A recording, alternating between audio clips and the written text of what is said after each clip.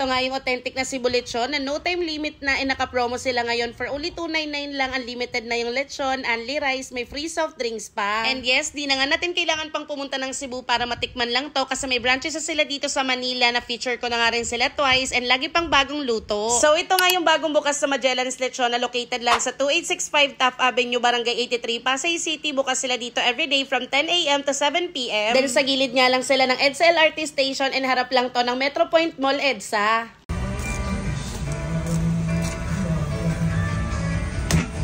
Unlimited lechon for only 299. No time limit of friend. Yes. Tapos only rice. Yes, only po. Then may kasamang 1 round drinks. wow, 299 pesos lang friend, no? Authentic na lechon Cebu. Magkano naman yung per kilo friend ng lechon? Yung per kilo po namin is 1,000 po. Kalahati po 500. Okay. So ito yung kalahati friend. Ate, ilang grams per serving? 150 grams po. Tapos no time limit na. As long as kaya po. Hanggang sa high blood, gano'n. Hi, hello mga friends. So bumalik ako dito sa Magellan's Only Lechon.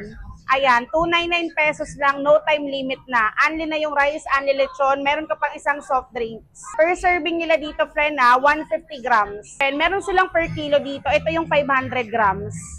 Ito yung lechon nila dito, friend, isa to sa pinakamasarap na natikman ko. Totoo. Kasi friend, tingnan nyo, hindi tinipid sa mga pampalasa, sa mga spices. May bawang, may tanglad, may bell pepper, may labuyo. Pero hindi siya ganun ka, friend, kaanghang. Ito yung balat nila, friend, Ano tong? Friend, no time limit pa. May mga bawang pa yan, friend, oh. Tapos, friend, hindi siya mamantika masyado, and hindi dry. Malasa talaga yung laman nila, friend. Malasa yung laman from balat to laman. Tapos, friend, kahit hindi ka na mag-sauce dito, kahit hindi ka na magsuka or mag-lechon sauce, malasang malasa na.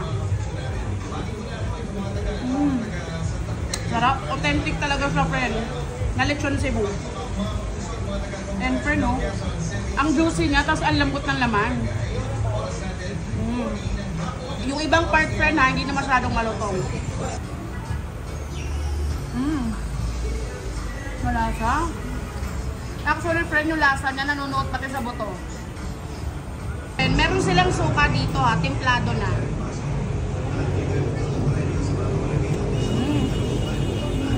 Masarap yung suka.